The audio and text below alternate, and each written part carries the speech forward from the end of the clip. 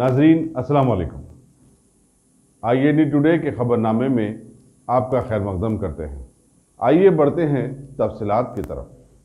Telangana assembly के budget session के चलते कुल-इन मजलिस इत्तेहादुल मुस्लिमीन के मोतमद आला अहमद पाशा कादरी ने आज ऐवान असेंबली में TRS हुकूमत को कई अवामी मुतालबात पेश किए, जिसमें अक़लियतों को 12% तहफ़्फ़ुज़ात, तालीमी मैदान के फ़ी रीएम्बर्समेंट, शादी मुबारक स्कीम में मज़ीद वुसअत और वक्फ जायदादों की हिफाजत वगैरह वगैरह शामिल रहे। इन्होंने कहा कि डबल बेडरूम स्कीम के कई मकानात तैयार हो जाने के बावजूद भी इनका शुभ आरंभ अभी तक नहीं किया गया, जबकि समाज के बहुत सारे मामलात भी हुकूमत की जानिब से खटाई में पड़े हुए हैं। यह हाउसिंग स्कीम में डबल बेडरूम मकानात जिस तरीके से तामीर होना चाहिए, खुसूसन शहरी इलाकों में, तो वो तो काम मुकम्मल नहीं हुआ। यहाँ पर बेशुमार मकानात, डबल बेडरूम मकानात के लिए स्कीमात में रकूमात रखी गई है और इसकी अमलवारी भी हुई है बहुत सारी, लेकिन आपको मालूम करके ताज्जुब होगा कि GHMC एरिया में 1 लाख मकानात की मंजूरी हुई थी, जिसमें से आज तक 128 हाउसिंग मुकम्मल किए गए और माबाकी के काम अभी अधूरे हैं, ज़ेरे दौरान तामीर के लिए। मेरी आपके ज़रिए हुकूमत से दरख्वास्त है, इन तमाम मकानात को जल्द से जल्द मुकम्मल करने के लिए इनके ज़ेरे दौरान जो तामीरी काम चल रहे हैं, इसको खुसूसी फंड्स के लिए फंड जारी करके इसकी तकमील जल्द से जल्द करना हुकूमत की जिम्मेदारी है। मैं उम्मीद करता हूं कि डबल बेडरूम मकानात के कामों में हुकूमत शहरी इलाकों में, खुसूसन सिटी के एरिया में, GHMC एरिया में इसकी जल्द से जल्द तकमील करे, ताकि जो लोग उम्मीदें लगाए बैठे हुए हैं उनकी उम्मीदों को पूरा किया जा सके। स्पीकर साहब, मेरा सवाल है कि 1 लाख मकानात किस मालियाती साल के लिए मंजूर किए गए थे, उसका अभी तक कोई इल्म नहीं। मैं जानना चाहता हूं कब तक डबल बेडरूम मकानात की तामीर मुकम्मल की जाएगी, और हुकूमत से मेरी दरख्वास्त है कि मुस्लिम अक़लियतों के लिए शहर में इनकी आबादी के तनासुब से इस इलाकों में कम से कम 12% डबल बेडरूम मकानात को मुख्तस किया जाए, ताकि इससे सही तरीके पे अक़लियतें और मुसलमान इस्तेफादा कर सके।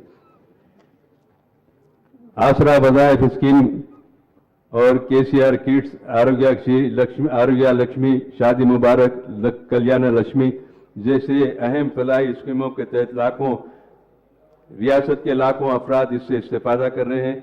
राशन की दुकानों के जरिए फूड सिक्योरिटी कार्ड, खानदानों को फी 6 किलो चावल और इसके लिए खुसूसी मराज सब्सिडी, ये तमाम चीज़ों से लोगों को फ़ायदा है और लोग इससे इस्तेफादा कर रहे हैं। इसमें तेज़ी पैदा की जाए और ज़्यादा से ज़्यादा सहूलतें अवाम के लिए रखें। अक़लियती बहबूद के ताल्लुक से हाउस कमेटी बराए वक्फ अरादियात, मैं ये याद दिलाना चाहता हूँ कि पहली तेलंगाना असेंबली में अरादियात के मुताल्लिक़ मुक़न्नना के दोनों ऐवानों के अराकीन पर मुश्तमिल 3 हाउस कमेटियाँ तश्कील दी गई थी, जिनमें एक कमेटी सरकारी अरादियात के मामले पर, दूसरी कमेटी वक्फ अरादियात के मामले पर, तीसरी कमेटी इंडोमेंट ज़मीनात पर कब्ज़ों की तहक़ीक़ात के लिए। ये तीनों कमेटियों को, ये तीसरी कमेटी फिल्म नगर और दीगर हाउसिंग सोसाइटियों की मुख्तस करता थे, लेकिन वक्त से पहले असेंबली डिज़ाल्व होने के बाद ये कमेटियों की रिपोर्ट हुकूमत को सबमिट हुई या नहीं हुई, और इसका क्या रिजल्ट निकला, नतीजा निकला, अभी तक अवाम उससे नावाकिफ है। हुकूमत को चाहिए कि कमेटियों की जो अगर मियाद ख़त्म हुई तो इसके मियाद में तोसी देके इस रिपोर्ट पर जो भी अमलवारी हुकूमत को करनी चाहिए वो फौरी इसका आगाज करे।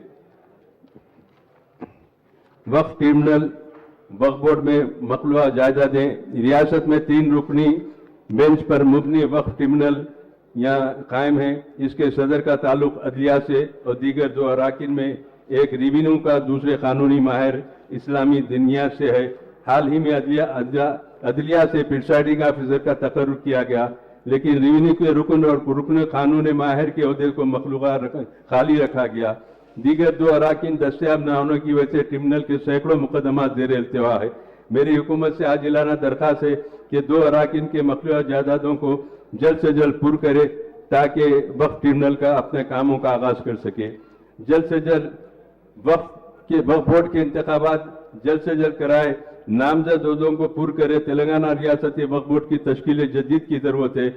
मौजूदा बोर्ड में रुकन असम्बली, रुकन कानून साज कौंसिल, रुकन पार्लियामेंट के जुमरों के तहत जो अराकीन मौजूद नहीं है, वो कानून साज कौंसिल की मियाद खत्म होने की वजह से चेयरमैन की मियाद भी खुद खत्म हो चुकी है। मैं इज्जत माब वजीर आला से दरखास्त करता हूँ कि इस मसले पर तवज्जो दे। इस सिलसिले में अहदेदारों को हिदायत दे कि वक्फ बोर्ड की दोबारा तश्कील के अमल में लाए। ऐवान हाजा के इससे पहले के दौरान जो इजलास असम्बली में हुआ था, जिसमें असम्बली हल्के जात में अक़लियती स्कूल के अकामती स्कूल के चलाए जा रहे हैं, वहाँ अकबरुद्दीन अवैसी साहब ने तजवीज़ पेश की थी कि वक्फ अरादियात को हासिल करके वहाँ पर रिहायशी स्कूल को तामीर किया जाए और इस तरीके से स्टडी सर्कल और कोचिंग सेंटर को भी वक्फ अरादियात पर इमारतें तामीर करके वहाँ पर जारी किया जाए, लेकिन अब तक उस पर कोई पेशरफ नहीं हुई। अकबरुद्दीन अवैसी साहब ने ऐवान को, हुकूमत को ये भी वाकिफ करा था कि अरब ममालिक में, मक्के में, मदीने में, दीगर मुकामात पर 11 रुबातें हैं, वो रुबातों को हासिल करे या उस रुबातों के जरिए तेलंगाना आवाम को इस्तेफादे का मौका फराहम करने के लिए तवज्जो दिलाई थी। उसमें भी अभी कोई जवाब दाखिल नहीं हुआ या कोई इसकी इत्तला नहीं मिली। दरगाह हजरत ख्वाजा मोइनुद्दीन चिश्ती रहमतुल्लाह अलैह अजमेर शरीफ में तेलंगाना के ज़ायरीन के लिए रुबात की तामीर का हुकूमत ने ऐलान किया। न सिर्फ ऐलान किया, राजस्थान के शहर अजमेर में जमीन की निशानदेही भी की गई। वजीर आला ने 5 करोड़ रुपए की रकम मुख्तस की है, लेकिन इस काम को मजीद आगे नहीं बढ़ाया गया। वो उस काम की नौयत क्या है ये बताए। और आज हैदराबाद में हज हाउस से मुंसलिक जो नई बिल्डिंग तामीर हो रही है, यहाँ पर मशवरा दिया गया था कि अक़लियती बहबूद से ताल्लुक़ रखने वाले तमाम दफातर को इस इमारत में मुंतकिल किया जाए। अराकीन मुकर्रना सरकारी अफसरों के साथ उस वक्त के नायब वज़ीर आला, मौजूदा वज़ीर दाखिला जनाब महमूद अली साहब ने इमारत का दौरा किया था। अक़लियती दफातर की मुंतकिली के लिए ज़रूरी इक़दाम करते हुए सहूलत फराहम करने की हिदायत दी गई थी, लेकिन अब तक वो काम अधूरा रह गया है। और दूसरी अहम बात ये मैं कहना चाहता हूँ, स्कॉलरशिप और फीस बाद अदाई की बरवक्त अदाई की ज़रूरत है। अभी कल ही चीफ मिनिस्टर साहब ने कहा कि SC ST BC के ममासिल मराद दिए जा रहे हैं। अहदेदारों ने चीफ मिनिस्टर साहब को इसका जवाब दिया। मैं जहाँ तक समझता हूँ, हमको यकीन है ये जितने भी ऐलानात होते हैं चीफ मिनिस्टर साहब खुले दिल से ऐलानात करते हैं, लेकिन चंद लोग होते हैं जो इसकी अमलवारी के हुकूमत को गुमराह करते हैं। उसका सबूत ये है कि ओवरसीयर स्कॉलरशिप में SC ST BC के कैंडिडेटों की उम्र 35 साल रखी गई, जबकि मुस्लिम कैंडिडेट की उम्र के लिए 30 साल रखी है। और इनकी आमदनी SC ST के लिए इनकम के लिए 5 लाख रुपए रखा गया और मुस्लिम कैंडिडेट के लिए इनकम के लिए 2 लाख रखा गया। ये जो फर्क है इसको खत्म होना चाहिए। अगर अमलवारी हो रही तो ये फर्क नहीं रहता था। इसी तरीके से SC ST को मैनेजमेंट कोटे में सीट मिलती है तो स्कॉलरशिप मिलती है, दिए जाते हैं, लेकिन मुस्लिम कैंडिडेट को गवर्नमेंट कोटे से अगर कोई सीट आने के बाद उनकी स्कॉलरशिप की बारी नहीं आती। बहरहाल वक्फ अरादियात और वक्फ सर्वे जो 1968 में हुआ था, उसके बाद दूसरा सेकंड सर्वे भी हुआ, लेकिन आज तक उसकी रिपोर्ट मंजर आम पर नहीं आई। मैं आपको ये बताना चाहता हूँ कि फीस स्कॉलरशिप के लिए वज़ीर आला ने ऐवान हाजा में अक़लियती तलबा को pre matric post matric scholarship fees बाद अदाई उसी तालीमी साल की अदाई के लिए वादा किया था, लेकिन स्कॉलरशिप और फीस बाद अदाई में ताख़ीर की वजह से तलबा को दुश्वारियों का सामना है। हमें स्कॉलरशिप हर साल 500 तलबा को दी जा रही है, जबकि दरखास्त गुजारों की तादाद इसमें से बढ़कर होती है। मेरी तजवीज़ है कि अक़लियती कोर्सेज स्कॉलरशिप में पूरी गुंजाइश या मुतबादिल असास पर फराहम की जाए और सालाना 1000 तलबा को इसकी सहूलत से इस्तेफादे का मौका दिया जाए। महकमे अक़लियती बहबूद में सेक्रेटरिएट सतह पर बाकायदा अमला नहीं है, जिससे ज़्यादातर मुलाजिमीन डिप्यूटेशन पर काम कर रहे हैं। कमिश्नर अक़लियती बहबूद में 20 से ज़ायद मुलाजिमीन हैं, लेकिन इनके जॉब चार्ट और जिम्मेदारों की मुनासिब सराहत नहीं की गई। मंडल रिन्यू ऑफिसर के दर्जे के एक जॉइंट डायरेक्टर को उसका दर्जा ऑफिसर काम कर रहे हैं। इनकी जिम्मेदारियां इनके हिस्से में नहीं दी गई। SC/ST जो बैंकेबल स्कूल के लिए वज़ीर आला ने इस बात का वादा किया था कि SC/ST के तर्ज पर अक़लियतों को भी नॉन बैंकेबल स्ट्रीम में फराहम की जाएगी, सहूलत फराहम की जाएंगी। हुकूमत से जानना चाहता हूँ कि वो SC/ST की तरह अक़लियतों के लिए भी वादा करदा स्कीम पर अमल आवरी का मौजूदा मौक़िफ़ क्या है। उसके साथ साथ पिछले 3 सालों से अक़लियतों के लिए जो बैंकेबल स्कीम पर अमल नहीं किया जा रहा है, 2016 में बैंकेबल स्कीम के तहत अक़लियती खर्जात के लिए 1.5 लाख से ज़ायद दरख्वास्तें दाखिल की गई, लेकिन इनमें से चंद लोगों को खर्जात मंजूर किए गए, जबकि दरख्वास्तदारों का एक बड़ा हिस्सा आज तक इस मदद से महरूम है और मुंतज़र है कि इसकी कब अमल आवरी होगी। तजवीज़ रखी गई थी कि मैक्रो स्कीम के तहत गरीब दरख्वास्त गुजारों को 50,000 रुपये सब्सिडी फराहम की जाए। बजट के कागजात मुझे पता न चला कि 2019-20 की सब्सिडी स्कीम की रकम को घटाकर सिर्फ 28 करोड़ कर दी गई है। मेरी दरख्वास्त है कि इसमें इस स्कीम के लिए कम अज कम 160 करोड़ की रकम मुख्तस की जानी चाहिए। शादी मुबारक अकामती स्कूल स्कीमों की मकबूलियत, शादी मुबारक और बेहतरीन अंदाज में अमलावरी हो रही है। ये स्कीम अक़लियतों में काफ़ी मकबूल हो चुकी। इस स्कीम के मुख्तस करदा और इजाफा करदा जो रुकमा थे 290 करोड़ करने की ज़रूरत है। वज़ीर आला का शुक्रिया अदा करता हूँ, लेकिन साथ ही साथ मैं इस जानिब तवज्जो मबज़ूल करवाना चाहता हूँ कि मुस्तहिक़ अफराद में शादी मुबारक के स्कीम के चकों की तक़सीम में काफ़ी ताख़ीर हो रही है। सरकारी अफसरों की रकम की मंजूरी में ताख़ीर हो रही है। मुंतज़र गरीब अफराद दुश्वारियों का सामना कर रहे हैं। इसमें तेज़ी पैदा करने की और कार्रवाई में शफाफियत पैदा करने की ज़रूरत है। अक़लियती बच्चों को अंग्रेज़ी तालीम से आरास्ता करने की खातिर अकामती स्कूल की शुरुआत में वज़ीर आला की सिताइश करते हैं हम और आज भरपूर इस बात का यकीन दिलाते हैं कि रियासत तेलंगाना में गरीब बच्चों के लिए फ्री तालीम की जो स्कीम तेलंगाना हुकूमत ने चलाई है उससे पूरे लोग मुतासिर है और इसमें यहाँ का तालीमी रुझान में जो लोगों में ज्यादा रुझान पैदा हुआ है गरीब लोगों में, क्योंकि गरीब से गरीब घराने के लोगों ने तय किया हम बगैर तालीम के जो मुसीबत उठाएं अपनी औलाद को उठाने नहीं देंगे। ऐसे लोग खुशी खुशी से ये रेसिडेंशियल स्कूल में अपने बच्चों को दाखिला दिला रहे हैं और चाहते हैं कि उनके बच्चे भी ज़ेवर तालीम से आरास्ता होकर अपने माँ बाप का और अपनी रियासत का नाम रोशन करें। इस सिलसिले में इनमें से चंद स्कूल में जो टीचर्स के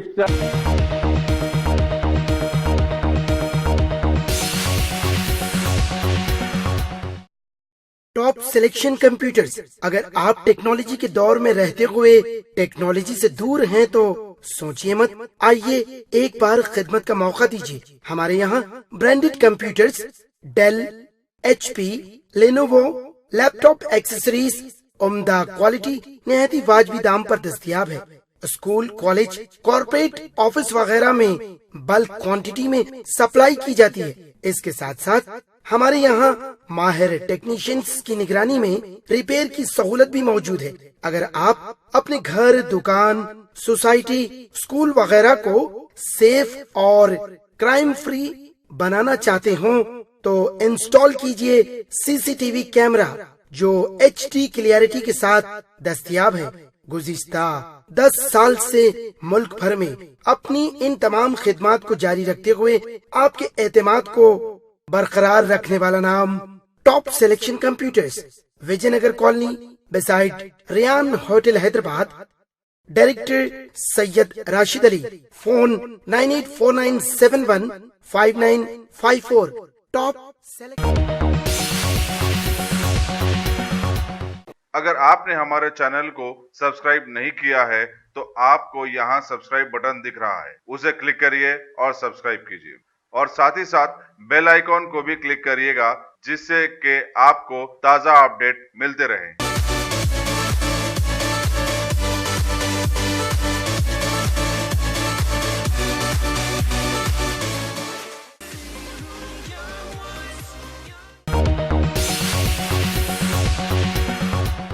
ये खबर बड़े दुख के साथ दी जा रही है कि मुत्तहिदा आंध्र प्रदेश के साबिका असेंबली स्पीकर कोडेला शिवा प्रसाद ने खुदकुशी करके अपनी जान दे दी है। वाज़ेह है कि अभी तक समाज में किसी भी लीडर के खुदकुशी करने की खबरें कमयाब रही थी, लिहाजा शहर हैदराबाद के महकमे पुलिस को हरकत में लाते हुए कमिश्नर पुलिस अंजनी कुमार ने इस सिलसिले में मजीद तहकीकात का हुक्म दिया है और इसकी जिम्मेदारी बंजारा हिल्स डिवीजन के एसीपी KS राव को सौंपी गई है।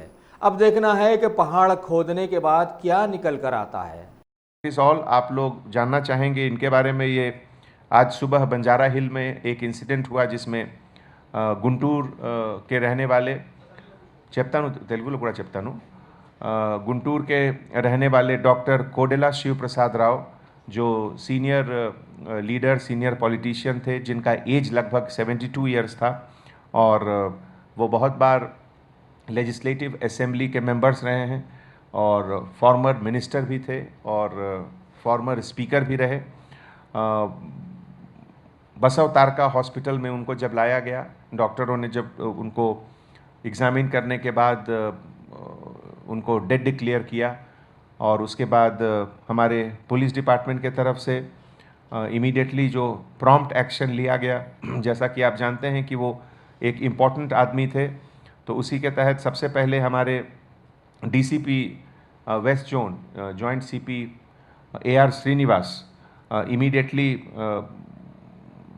पहुँचे हॉस्पिटल के पास और डिपार्टमेंट के तरफ से ACP गोशा महल नरेंद्र रेड्डी ये safety and security and cordoning of the scene, इसके लिए रोड नंबर 7 ईरानियन काउंसुलेट के बगल में इनका रेसिडेंस है, वहाँ पे हमारे ACP गोशा महल को तुरंत वहाँ भेजा गया और उसी के साथ ACP आसिफ नगर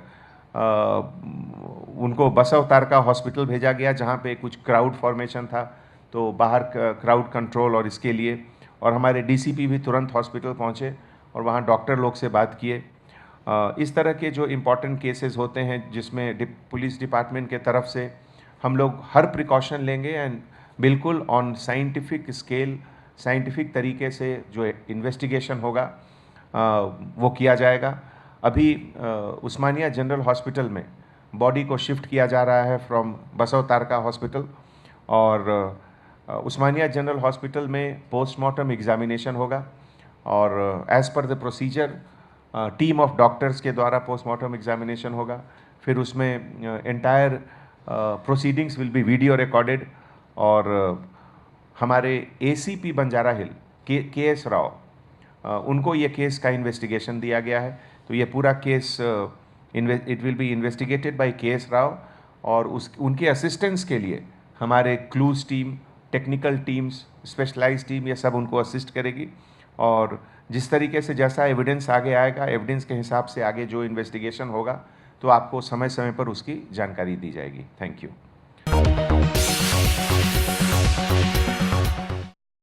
भारत के मिनिस्टर ऑफ स्टेट बराए दाखिला जी किशन रेड्डी ने बीजेपी पार्टी के बनाए गए एक हफ्ते के सेवा सप्ताह प्लान के तहत आज मेहदीपट्टनम के सरोजिनी देवी आई हॉस्पिटल और आसिफ नगर के गांधी स्टैचू के इलाकों में एहतमाम करदा साफ सफाई की खिदमात में हिस्सा लिया। वाज़ेह रहे कि PM मोदी की सालगिरह के मौके पर बीजेपी पार्टी ने सारे मुल्क में एक हफ्ते के लिए इस अनोखे सेवा सप्ताह का प्रोग्राम बनाया है।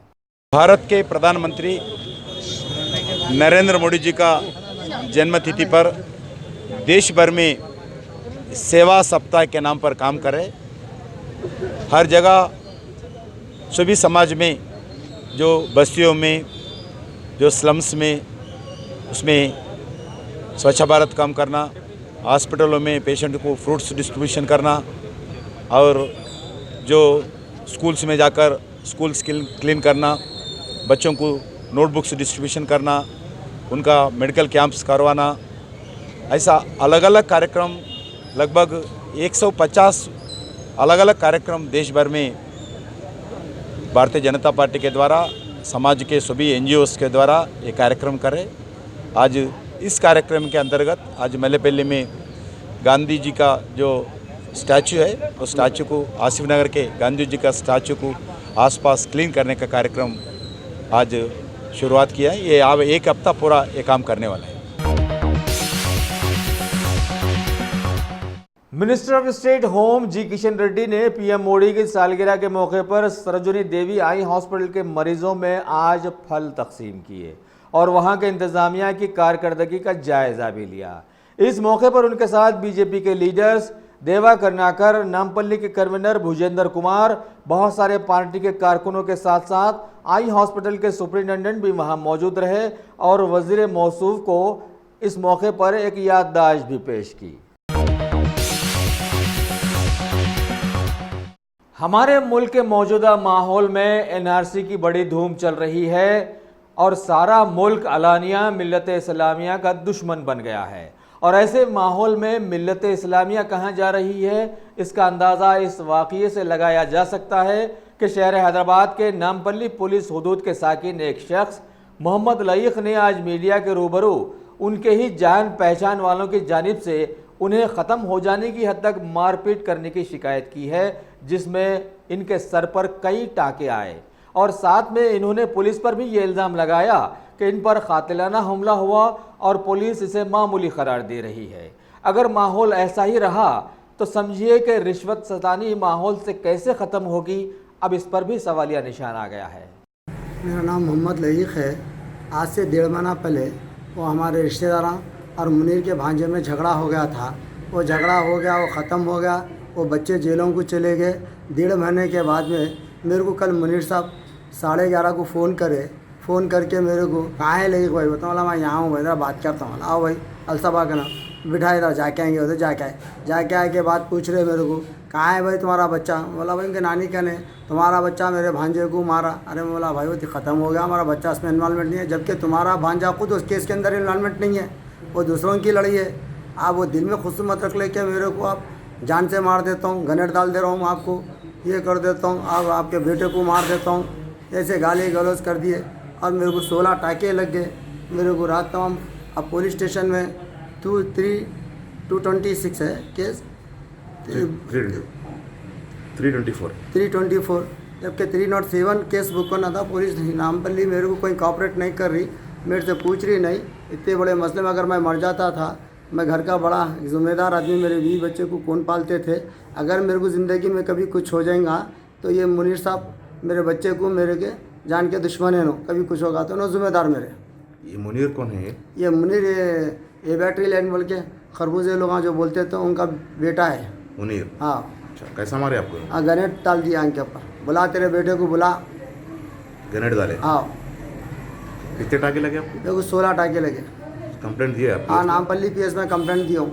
इंसाफ है आपको? मेरे को इंसाफ नामपल्ली पीएस से उम्मीद नहीं दिख रही, जैसा कि मेरे को हुकूमत से ये चाहिए कि मेरे को इंसाफ चाहिए, कम से कम हमको 307 केस बुक करना इनको। और मेरे को अदबन गुजारिश है हुकूमत और आला पुलिस होदेदार फ्रेंडली पुलिस बोलते हैं, ऐसे अनासरों को सख्ती से कुचला जाए। आपसे गुजारिश है मेरे को, मेरे पीछे कोई भी नहीं है, मेरे बच्चे 2 बच्चे हैं और अदनान की भी ज़िंदगी को मेरी ज़िंदगी को धोखा है इनसे। किससे धोखा आपको? मुनीर से। मुनीर से? हाँ, कभी कुछ हो जाएगा, इन्हें जिम्मेदार हमारी ज़िंदगी का। और ये पुलिस डिपार्टमेंट भी उनका कॉपरेट मेरे साथ नहीं कर रही है। और हमेशा इससे पहले भी बच्चे को 2-3 वक्त फ़ोन करे थे, फ़ोन आ करके उसको अदनान कहाँ है तू, ज़रा यहाँ के बात कर, तेरे से मिलना है, मेरे भांजे को कौन मारे। अरे भाई तुम्हारा भांजा खुद केस में इन्वॉल्वमेंट नहीं है, वो केस के अंदर फिर कैसा मारे, तो हम भांजे को मारेंगे लोग। वो मारने वाले बच्चे लड़ लिए कर लिए, दूसरे हमारे रिश्तेदारों से हमारा कोई ताल्लुक़ नहीं है, कोई लेना है ना कोई देना है वो केस से हमारा। अब हमारे बच्चे को चुप खींच घसट रहे, अब खुद भी अपना मकसद क्या निकालना चाह रहे समझ नहीं आ रहा मेरे को। क्या उन्होंने चाह रहे, उन्होंने क्या मार देना चाह रहे मेरे को? हाँ, आप बोलिए हुकूमत क्या कर रही बोलो आप। हम एक बिजनेसमैन आदमी है, हम हमारा बैकग्राउंड देख लीजिए, हम कैसे रहने वाले लोग हैं, हमारे रब लोगों से कैसा उठने बैठने वाले लोग हैं। आप बताइए आप, हमें फैमिली मैटर है कि रहने वाले 50 साल की उम्र है मेरी। पुलिस वाले क्या बोले सर? अब पुलिस वाले गए, हमारा बच्चा जाके आया कल रात में टाके हुए दिला के सुबह आओ बाबू कंप्लेंट लिख के दो बोल के दिए, तो पुलिस 324 बुक करी, जबकि तू 307 बुक करना। साहब मेरी जान को रात में गन डालते मैं मर जाता तो कौन जिम्मेदार रहते थे? मैं अदबन गुजारिश कर रहा हूँ आपके चैनल से, आला पुलिस हुदेदारों से मेरे को इंसाफ की तवक्कुत दिलाइए हुकूमत से। मेरे को मैं अदबन गुजारिश करता हूँ कि CP अंजनी कुमार साहब बहुत अच्छे इंसान है, कि बोलते हैं कि फ्रेंडली पुलिस है, कभी भी कोई भी एनी टाइम कॉपरेट करो। मैं तो आपसे रिक्वेस्ट कर रहा हूँ सर, इस केस की सच्चाई तहकीक़ात करके मेरी जान की तहफ़्फ़ुज़ माल हमारे KCR साहब तेलंगाना गवर्नमेंट से मैं रिक्वेस्ट कर रहा हूँ, मेरी हेल्प कीजिए, मेरी जान को ख़तरा है लोगों से मेरे को। सर 11:30 को ऐसा फ़ोन आया था मैं कैसे पापा की बस थी, तबीयत ख़राब थी, बोल के शुगर है हम दोनों को, कैसे शुगर रहने के बाद भी कैसे 1.5 महीने से बहुत तंग कर दे रहे थे बच्चे को, कैसे नहीं कभी मुनीर ऐसा फ़ोन करके टॉर्चर कर रहे थे बहुत, और कैसे घर पे आके भी टॉर्चर कर रहे थे। घर के ऊपर आके बोले कि बच्चे को भिजाओ यहाँ पर, और हथियार लेके आए थे उन लोग मारने के लिए। मैं थी जो मैं जाके उन लोगों को बातें करी, पुलिस वालों को बुलाती करती बोले थे, जब निकल के चले गए लगा। फिर उसके बाद फ़ोन आकर के बच्चे को तंग करना, उसके बच्चे को भिजाओ यहाँ पर, उसके पहले तो गनेट डाल देता हूँ, आँखों में चुभ रहा, वैसा कर रहा, ऐसा कर रहा, बोल के बहुत तंग करे हम लोग। 1.5 महीना तो हमारे वो कर दिए। आज कल उसको भी 2 दिन से फ़ोन आने के बाद उनके पापा को बोले, तो उन्हें बोले जाके मैं बात करता हूँ बोल के बोले। बात करने के बाद कैसे उनको अकेले बुला के कैसे गाड़ी पे बिठा के ले जाके IDI में ले जाके ये ऐसा मारे। मारने के बाद कैसे हॉस्पिटल में 11:30 को फ़ोन करे हम लोगों को। उसके बाद मैं उस्मानिया में हूँ, आओ यहाँ पर। 1.5 महीना पहले ऐसा हमारे ख़ानदानी में ऐसा रिलेटिव में कुछ झगड़ा हुआ था, हमारे बच्चे को इसमें कैसे फंसाना चाह रहे थे। हम बच्चे को मतलब पुलिस स्टेशन में बुलाई भी नहीं, ना तो बच्चा गया भी नहीं, लेकिन फ़ोनों के ऊपर टॉर्चर कर रहे थे कि आके ऐसा मिलो बोल के पैसे खाने के लिए कर रहे थे सर। बच्चे का नाम क्या है आपका? अदनान है, शेख अदनान है। वाली साहब का नाम शेख मोहम्मद लईक है। हम कारोबार करने वाले हैं। शहर हैदराबाद के डिप्टी मेयर बाबा फसीउद्दीन ने मोती नगर के डॉन बॉस्को स्कूल की एनुअल स्पोर्ट्स मीट में मेहमान खुसूसी के तौर पर शिरकत की, जिसे Hyderabad district school games federation ने सजाया था। रियासत तेलंगाना की minister for ST welfare, women and child welfare Satyavati Rathore ने आज तेलुगु समक्षेमा भवन में अपने ओहदे का जायजा हासिल कर लिया। इस मौके पर सारे ही आला ओहदेदार ने उनका खैर मकदम किया। तेलंगाना की तेलुगु देशम पार्टी के सदर रमना ने आज पार्टी के कई कारकुनों के साथ हुकूमत के गांधी हॉस्पिटल का दौरा करते हुए वबाई अमराज के इलाज और मुआवजे का जायजा लिया और मीडिया को बतलाया कि तेलंगाना एक साफ सुथरी रियासत रही है, तभी तो यहाँ पर सारे मुल्क के लोग आकर रह बस गए हैं। अगर यहाँ पर वबाई अमराज फैलते हैं तो वो सिर्फ और सिर्फ हुकूमत की लापरवाही ही हो सकती है, और हुकूमत सरकारी दवाखानों में सैकड़ों इलाज करवाने वाले मरीजों का सही तरीके से इलाज भी करवाने से कासिर है, और ऐसे में हुकूमत के दलालों की बनाई है और वो आवाम से बेहद पैसा लूट रहे हैं।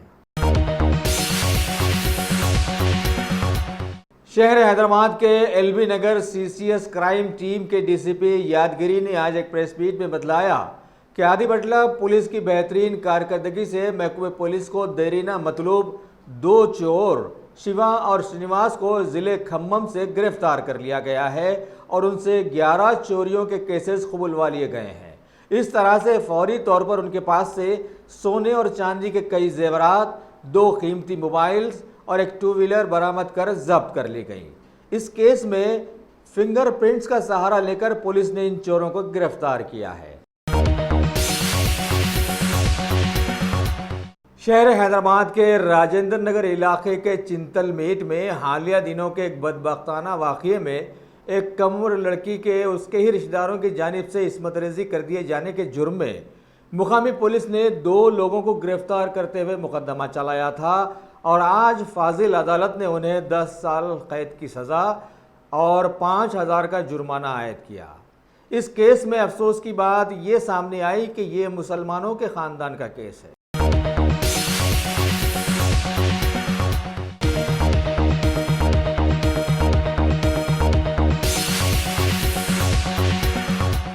अगर आपने हमारे चैनल को सब्सक्राइब नहीं किया है तो आपको यहाँ सब्सक्राइब बटन दिख रहा है, उसे क्लिक करिए और सब्सक्राइब कीजिए और साथ ही साथ बेल आइकॉन को भी क्लिक करिएगा, जिससे कि आपको ताज़ा अपडेट मिलते रहें।